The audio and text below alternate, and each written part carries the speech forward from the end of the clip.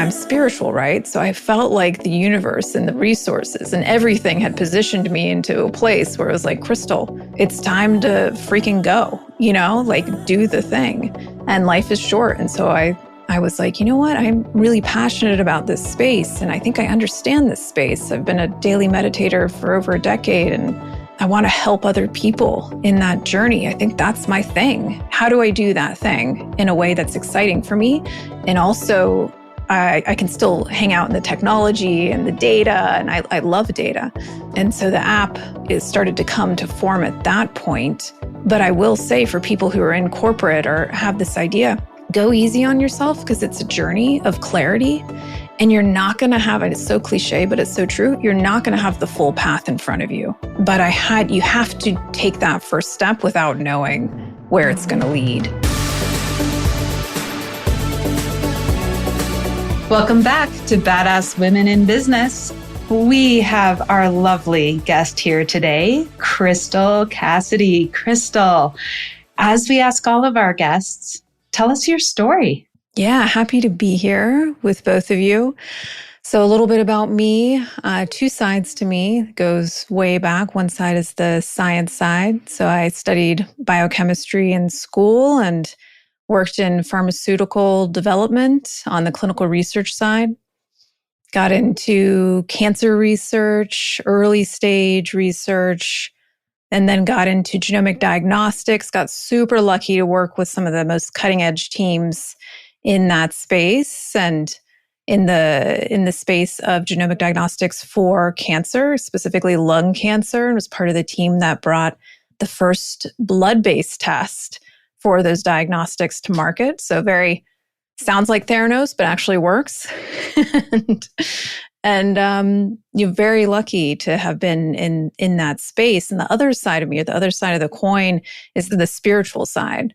So I got exposed to meditation when I was 12, reluctantly at the time. I didn't realize what a gift it was to be given that practice so early through martial arts, which I studied pretty much full time for about a decade, and was traveling internationally for martial arts, and really learned the importance of dedication and consistency and mastery through that practice. And meditation was a big part of that.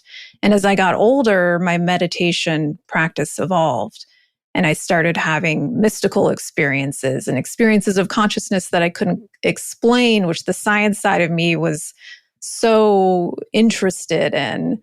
So when I had the opportunity to build something myself that I really wanted to see out in the world, I started to think about SoulPod. And what SoulPod is different than, Calm or Headspace, which are great apps. They're very foundational. Mindfulness is very important.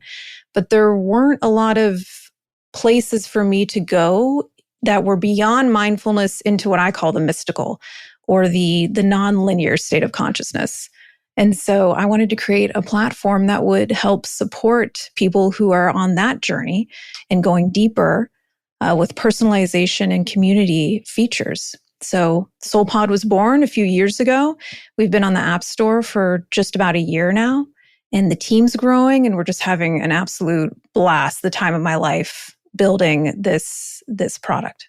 So I want to talk about the tech, because I love startups and I love apps. But first, I want to talk about the joining of the science and the mystical, because I know science has a lot of gray areas. But how do you go about melding your right and left brain in order to get from the science that has data supporting it to the mystical that is all over the place? They both have their mysteries. The science side, that's why we're constantly coming up with hypotheses, testing them, discovering new ways of observation. So I think of science as very much an exploration into the unknown. And I also think of spirituality as an exploration into the unknown. They're just two different paths of knowing, two different ways of connecting more to who it is that we are. So that's been pretty foundational. And I recently was reading about Georges Lemaitre, which I hope I'm saying right, but he was a Belgian Catholic priest and a physicist and a mathematician. And he came up with the theory that we now call the Big Bang Theory. And he was talking about these two worlds and that they're both these paths of knowing and that they can both be balanced. And that's really how I think about it as being a spiritual scientist. I love that you aren't separating them, but basically putting them on the same plane. I have always, throughout my years, said, we need to bridge science and spirituality. And I think that's exactly what you're tapping into here. So thank you for being a leader in that and sharing that experience. Yeah, it's finally happening. I mean, we're making so many breakthroughs in the last few decades, understanding what's going on in the brain when we meditate, when we do breath work. I mean, it's really powerful. So I think these two worlds are going to continue to get closer and closer. And I can nerd out on quantum physics, but we don't have to go there. We totally can if you want to. How do you fulfill that science mind through the technology you've developed and continuing down this path? I think that technology can be something that serves our development if we're conscious in the way that we develop it. So I like to think about alignment first. When I think about SoulPod and how we're building SoulPod and where I see it going, first and foremost, it's important for the people who are bringing this into the world through consciousness to be in alignment, to be in our hearts first. And that's going to inform how the technology develops from there.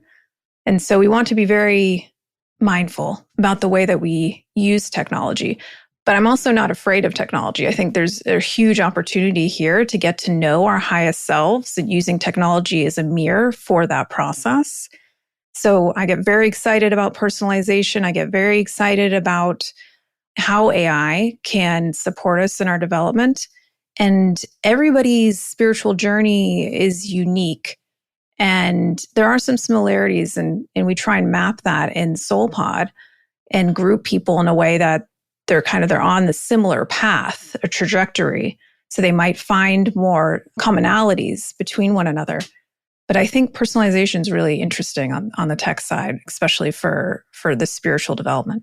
Can you go deeper on utilizing technology as a mirror for our spiritual? Like I'm having a hard time conceptualizing that, right? Because our spiritual interactions come from sitting in a space of silence and with ourselves.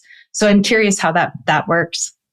Yeah, I think about it a little bit differently. I think spiritual development, it's happening every day in our waking experiences as well. And we're developing some practices right now that are going to enable people to bring this meditative state into their waking state, their eyes open state, which is kind of another level of spiritual development. Can you bring that state of consciousness into your daily life?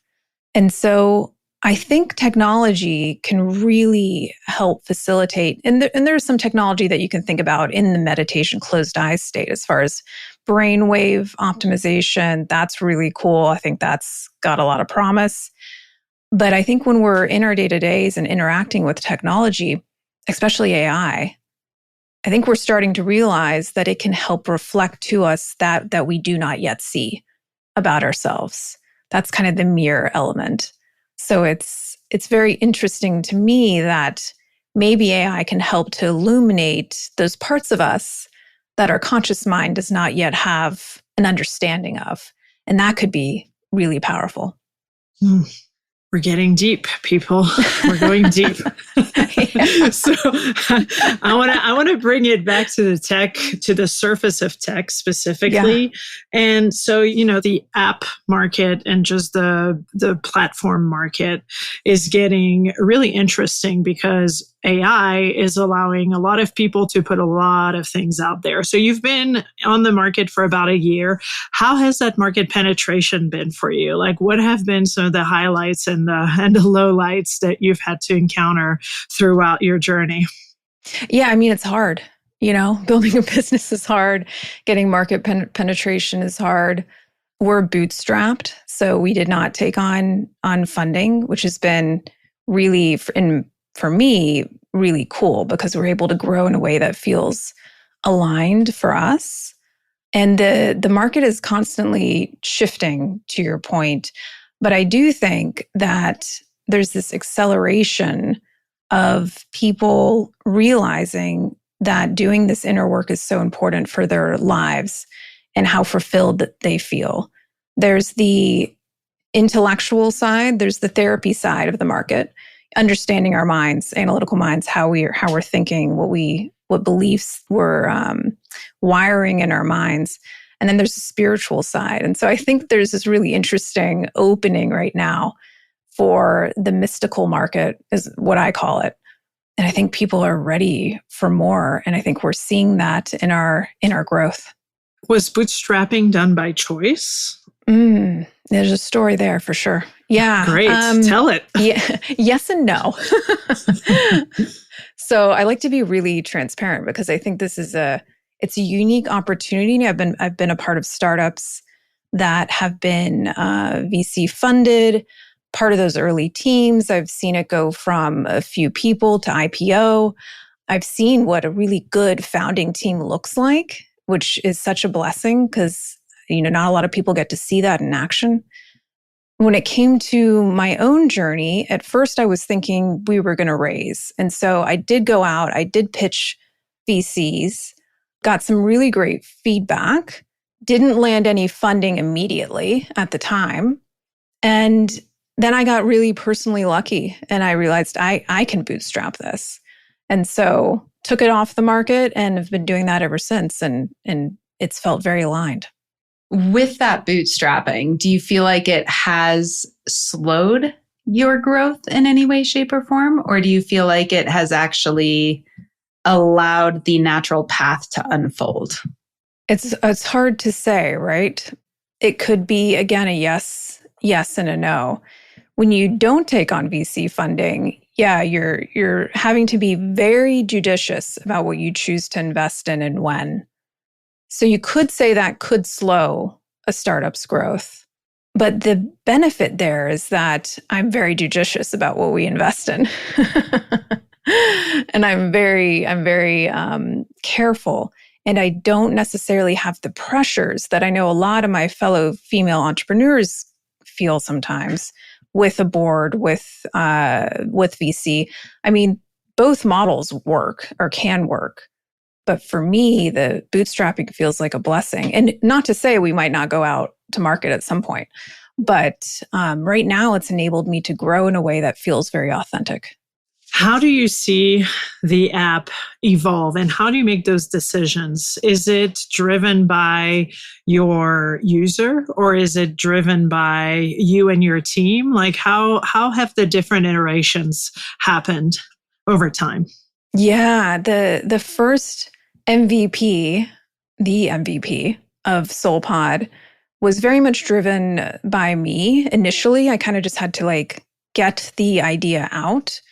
And then we did a beta test. So we brought in about 100 people, brought them through our MVP, learned a ton at that point about what was working, what wasn't, what people wanted, which maybe was different than what I had anticipated. In most cases, it was pretty much on the mark because I come from this space. So I think I understand the user pretty well.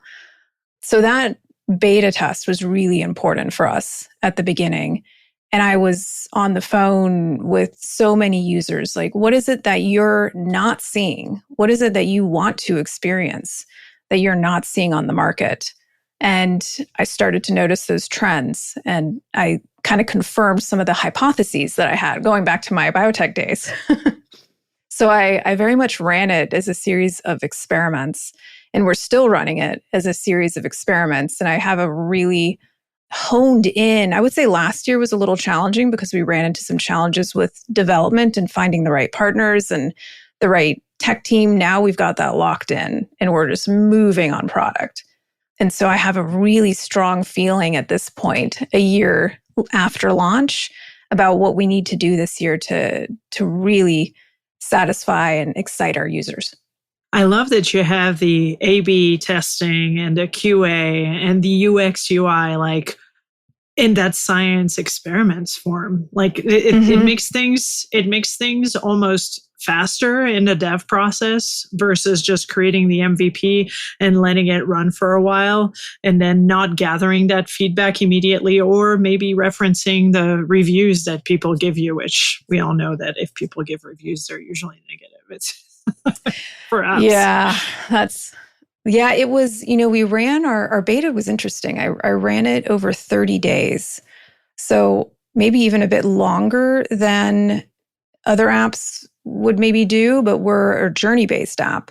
And so we needed that time. But it was really cool having those user interviews at the beginning, after a few days, after 2 weeks, and at the end to get a really good feel for what the users were experiencing. So we work with people who create apps on the regular. And I think that it's very impressive that you got 100 people to participate in your beta test. Like that's a significant sample. Yeah. Thank you. Yeah. We, for other entrepreneurs out there, we ran, how did we we created a wait list about 6 months prior. And by the time we got to our beta, we had more than enough people in that pool to pull from. You spoke a little bit about some challenges and finding the right developers and team members. Talk a little bit more about that journey and how you were able to pivot when you needed to, and what really were kind of the key indicators that you have the right team in place now. Ooh, such a good question. We could talk a long time about this. Go for it. We love asking as little questions as possible. Yeah, I'm curious to hear from you all too about your experience on this side. But with the team building, again, I go back to that spiritual scientist approach. I had to kind of figure out through some tests who was going to be the right person for SoulPod and what it is that we needed. And it's challenging, being based in San Francisco, finding those people for price points that you can afford. And so it takes some time. It took me some time to find the team. And at first, I outsourced the MVP and the beta side of the app. So I worked with a agency out of Croatia, which was great. They did a fantastic job. It was economical. It totally worked. Over time, that agency, and this is a lesson that I learned the hard way, the economics started to change in the agency space at that time. And so they started having trouble. And then I had to quickly figure out, okay, what am I going to do now that I don't have the team that I need? And that's when I started looking for a technical co-founder, somebody that could really help prop me up on the product side and lead the technical side. And I only did this once we had an MVP, once I really knew the product direction, more or less. So I felt very solid at that point when I started to go look for a co-founder. And I also found a really great marketing person that was very aligned with what SoulPod's about. Like, she speaks the language. She understands the space, which I wish I'd kind of figured that out earlier, is so important, because you can find an amazing operator, but if they don't personally have a connection to this space, especially early on, I think you lose out on an opportunity there. So all these pieces came together over a period of time. It wasn't like all at once. I slowly built the team, one person at a time, and we were continuing to operate very, very lean. And my co-founder is amazing. He was the right person. We worked together on like a testing basis, if you will, for a few months to make sure that we could really work together well through conflict, through difficult conversations, because I've also had a front row seat to that, when it doesn't go well. So I kind of knew, what I was looking for, and it's resulted in a really engaged, inspiring team. Says probably every tech founder who is not the dev of their own app or platform. Yeah, it's a journey. Yeah. It is, because not only do you have to pay attention to, do they understand what I'm trying to convey? And do they align in the value?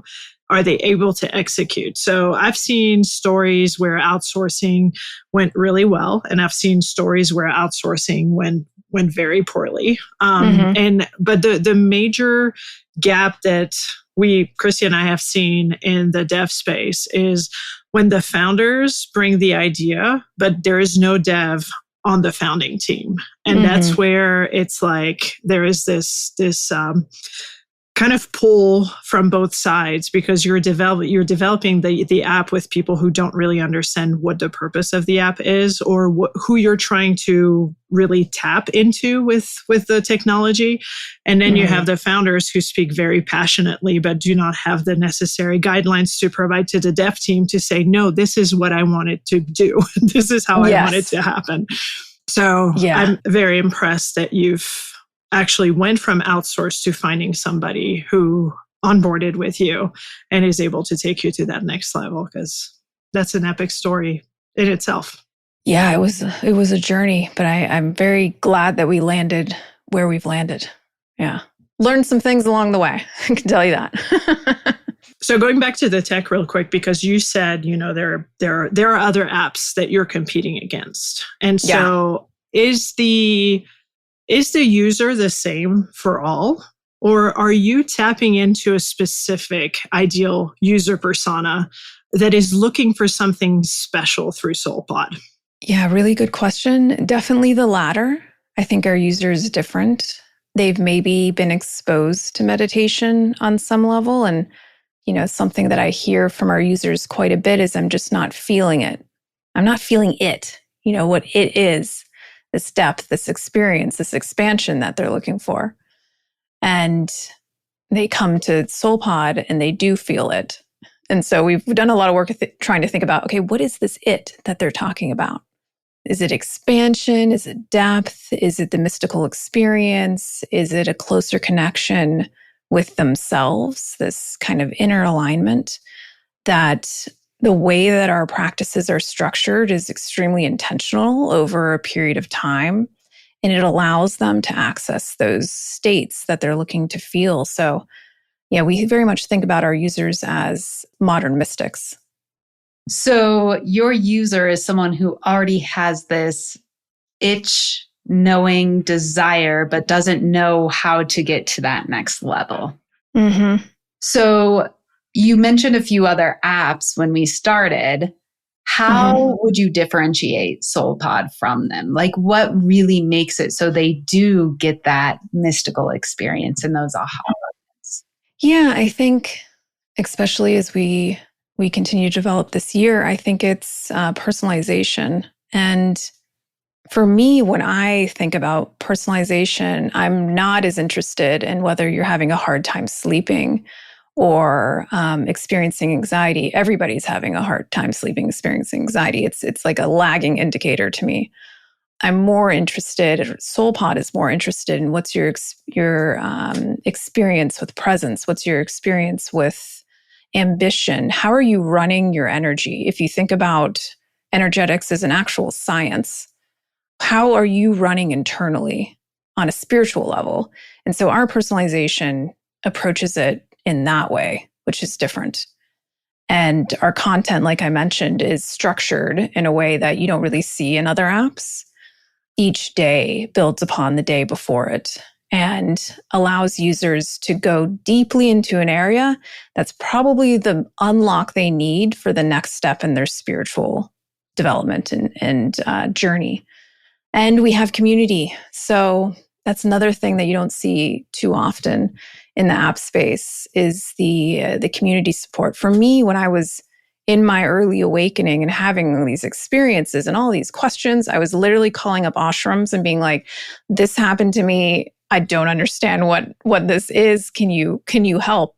And it was amazing, but I would love for people to not have to do that when they experience these unexplainable experiences or very unique experiences for them.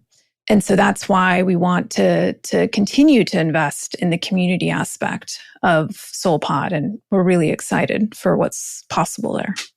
How are you finding your community? How are you attracting people to SoulPod? Constantly experimenting. This spiritual scientist is very active. We do a combination of things, and we're always testing. Of course, I'd love to test more, but we're being a small team, we test where we can. We try to be very judicious about it. But we do a little bit of paid ads. But at the beginning, we were really focused on the organic community spaces. So that could be pop-ups in different cities, exposing them to SoulPod and how we think of spiritual development. It could be through other spiritual leaders' communities and connecting with them. It can be through other companies who are also growing at either they're a little bit ahead of us, maybe even a little bit behind us. But I love collaborating with other female entrepreneurs who are building really exciting things that are not necessarily competitive, but they might be supportive. So you can think about psychedelic assisted therapy clinics and those types of companies where we can partner together and grow together. Some of those ways of growing are really interesting. And then there's the basics, like, and I probably learned this a little on the later side of like app store optimization and getting our ASO figured out and talking with people who've successfully grown apps and learning from them about the importance of your app store images, which there's a whole strategy behind a lot of that. So as a startup, as everybody knows who's building companies, it can be overwhelming on the growth side.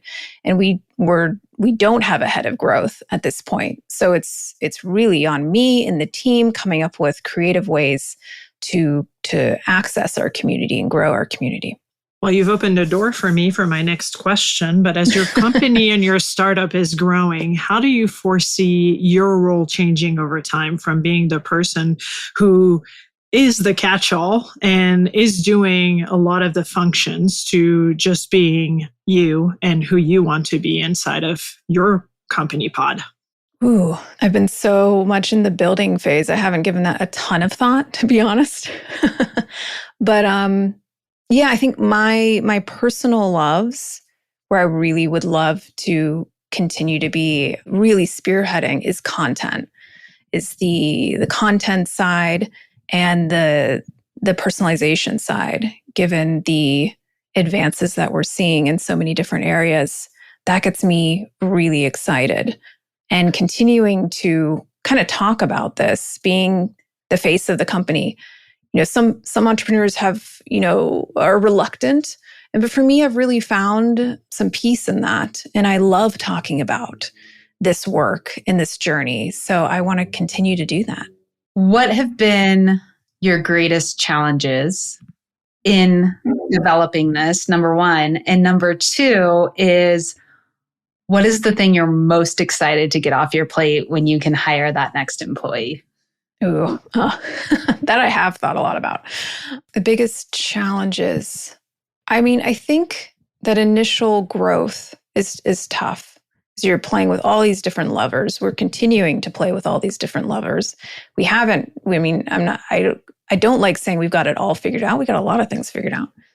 So that's tough. That's hard early on when you're trying to hit this exponential growth curve. And you can get there, but it's tough to figure that out. And I think also the development side was tough for me. Not being a developer myself, like we were talking about, I was relying on the outsourcing teams in a lot of ways that I've learned. There's some things that were not ideal, but it worked out well enough. And I try and not, from an entrepreneur perspective, beat myself up as a founder too much, because this is the journey, is the figuring these things out. And you just hope that you get another day where you get to take another, hit at it. You get to take the bat out to the ball again. So the development side was a little challenging. Once we had MVP, I knew what I wanted to build. I was so clear on it. And I was like, how do I get this built faster and more efficiently? And how do we ship product in a way that's really exciting? And it took me some time to get there, but I'm so excited that now we're there. What am I excited about taking off my plate? I would say all of those growth levers, like the marketing. I enjoyed on the one hand, on the creative and strategic side. But I would love to have a head of growth at some point. That would be amazing. If you're out there, hit me up. PSA mate. Yeah. We'll add all the contact information so that people can just, spam you. I want to be your hand of growth. First of all, congrats for not doing what some owners and founders would do, which is taking on coding and developing just to do their own shit, because if they have it in their heads, now with AI, many people think it's simple enough. I've heard this. Yeah. Yeah. Yeah. I mean, there are a lot of new tech coming out there where you can literally build your entire empire using AI. So that's pretty cool. And it's also really scary about people who are in computer science and anything that has to do with dev right now, because a lot of people we talk about that. Yeah. Yeah, for sure. As you project yourself, let's say 5 to 10 years from now, where do you see yourself and where do you see your company? I see myself continuing to lead SoulPod at having both a technological component and an in real life component. I personally see myself as a published author. I'm working on a science fiction book right now. I've been working on for 8 years, and that's in my off time that I work on that. And I see myself being one voice of many for people who are looking to expand their horizons and their inner world and their spiritual development, which this science of consciousness, this intersection of spirituality and science, I think I'll be very involved in the future. And I see SoulPod as continuing to grow, to be a self-sufficient company. And because of that, we can continue to serve our community in really exciting, powerful ways. It's beautiful. And I love that you still see yourself at the center of all of it. Most people are saying, I'm building a business for an exit at a certain point in time, and, those kind of things. So it's interesting to see that lens. Yeah, I've thought about that, and it's not off the table, but I didn't necessarily set out to build SoulPod for an exit. Yeah. That's really cool. I'm curious, you've done your beta, you obviously have subscribers now. What is the piece that doesn't keep someone engaged? Like, have you found like the people that it doesn't resonate with? Like, what is the piece that doesn't resonate, if you've been able to uncover that in your data? Oh, yeah. We spend a lot of time on this. And we spend I think this is important, and I'm curious to see what you all think about this. We spend a lot of time on that. Like, how is it not resonating? Because you have to plug the holes in the ship, where the water's leaking out, and we're constantly plugging those holes, right? So that we can retain water. But I also try and I can't remember what great entrepreneur championed this initial idea, but we're also trying to make sure that we really pay attention to users who it's deeply resonating with. Why is it deeply resonating with them? Why are their lives changing? I'm not even kidding. I was on the phone with a user this morning, and she was in tears because of how transformational this had been for her at a time in her life that was really challenging. And I'm deeply interested in why that is and how that is. But yes, I would say a year in is really special because we have the data, and I'm very clear at this point, and I don't know if I'll share the exact specifics of what we've uncovered, but we're very clear on what it is that we need to do to really blow the top off this, put it that way. I think alignment with your user base in terms of values, in terms of outcomes, in terms of needs. If you have a platform that was built on the concept that there are needs out there and you're fulfilling and you're bridging those gaps with those needs, it is bound to be successful because you're immediately responding to somebody's quest to find something else. And if they can't find it elsewhere, but they find it in your technology, in your app, in your business, then you're already 50% further than people who create things because they're passionate about it, but they're not really thinking through about who their users, their customers, their clients are. And that's some of the work that Christy and I do very deeply with the people that we work with, and trying to really align with who is your ideal client persona. And it doesn't mean niching down to like one little pod of people. It could be several verticals, but you have to have the bridge to the issues that they're bringing to the table and effectively solving those problems for them. Yeah. Yeah. We like to think of it as that. I love the bullseye concept when it comes to the personas, because we have our central bullseye customer it's relatively niche down, but we're very clear on that customer. And then we have like the next layer out and then the next layer out.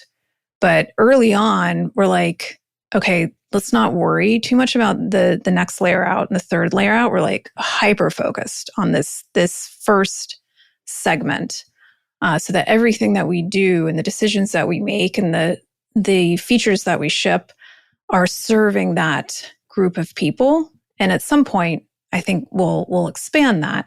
But when you're bootstrapped, you're like, again, we got to be laser focused on our users and serving them as effectively as we can. 100%. On the pricing. So when you're bootstrapping, especially a tech platform, there are two ways to go about it. You're either pre-funded, you have people that are coming in and investing in you, and then you can take a little bit of time playing with pricing, playing with the different levels of investment that you're asking from your users. But when you're bootstrapped, it's a little bit more delicate because you need to start paying the people that you work with. So how did you go about coming up with your pricing? Do you think you hit the nail on the head, or are there still adjustments to be made? Do I think we hit the nail on the head? I would say no, right out the gates. I think it would be really amazing if a company hits the nail on the head with their first pricing model. Kudos to you if you're out there. Amazing. High fives. But I think it was some testing.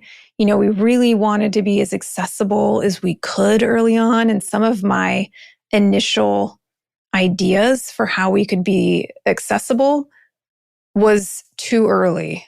You know, maybe we can do that at a later point.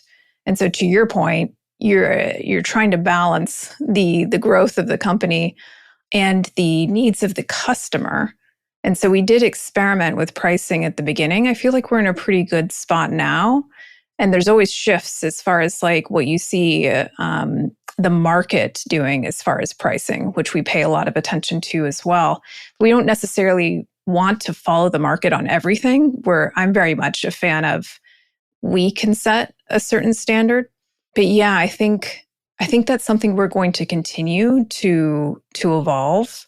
And the big question for mobile apps a lot of times, do you have a hard paywall further up in the onboarding? Do you make it a soft paywall? Do you make it a semi-soft paywall? And that is such an art and a science. And a lot of the times, if you look at the data, again, going back to spiritual scientists, the data is counterintuitive. And that's something I've learned the hard way. And so I would say, you know, one thing we're really trying to do is actually look at the data, make decisions based on that and how that's going to serve the company and the customer. And we may shift that in the future. A lot of our listeners may be still in that corporate job, having this dream, this beautiful idea that's just sitting on the shelf or in their journal somewhere. What was your moment that you knew you wanted to shift and go all in on this path? So I had been through an IPO, and that enabled a certain amount of freedom. And I had been in the biotech space for so long, in a space I love. I continue to be very connected to that space. But I did have this very deep seated feeling that I had wrapped that phase, to be honest with you. I couldn't explain it to anybody. It didn't make any sense. I could get any job I wanted in the space, and I could get the money I wanted in the space. So it was kind of frustrating for me personally, to be honest, at the time, because I'm like, I made it to exactly where I want to be. And why am I like, I'm done, you know? So it was there was, you know, a year or so there where I was conflicted, but I knew, and I'm spiritual, right? So I felt like the universe and the resources and everything had positioned me into a place where it was like, Crystal, it's time to freaking go, you know, like do the thing. And life is short. And so I was like, you know what? I'm really passionate about this space. And I think I understand this space. I've been a daily meditator for over a decade. And I want to help other people in that journey. I think that's my thing. How do I do that thing in a way that's exciting for me? And also, I can still hang out in the technology and the data, and I love data. And so the app is started to come to form at that point. But I will say for people who are in corporate or have this idea, go easy on yourself because it's a journey of clarity. And you're not going to have, and it's so cliche, but it's so true, you're not going to have the full path in front of you. Like when I first started out, I did not know where this was going. I did not know who I was going to be building it with. I had a vague idea about the product and the solution, but you have to take that first step without knowing where it's going to lead. And I continue to have that faith of, I don't know where the rest of, my journey and the SoulPod journey is going to go, but I haven't been steered wrong. So there's a lot of trust and faith for that in me. But if you have that burning feeling, I think that's something, I call it this really soft whisper, but it carries a lot of power. And I think you can choose to listen to that whisper or not. But in my life, when I start to hear that, I have trained myself to listen. Same thing with my book. It came through in the same way. And I try to not let those moments pass me by. Now I'm really curious what your human design is. Manifesting generator? Okay. 3, 1, I think. Does that track? Yeah. That's awesome. Crystal, it's been really, really lovely getting to know you and chatting with you and listening to your journey. You're doing some amazing things. And I'll speak for Christy and I and say that we're excited to see what's next with SoulPod and with you and your book. Oh, thank you both so much. This has been a really fun conversation. And I'm so glad that there's spaces that are championing women entrepreneurs because we need it. Only less than 2% of that funding goes to female entrepreneurs. So the tides are changing. Thank you for being part of that. And until next time, stay badass. Thank you so much for listening. We hope you enjoyed this episode as much as we did recording it. If you like our show, please rate us, drop us a review on your favorite streaming app, and we'll catch you on the next episode. This was the Badass Women in Business podcast by Christy and Aggie.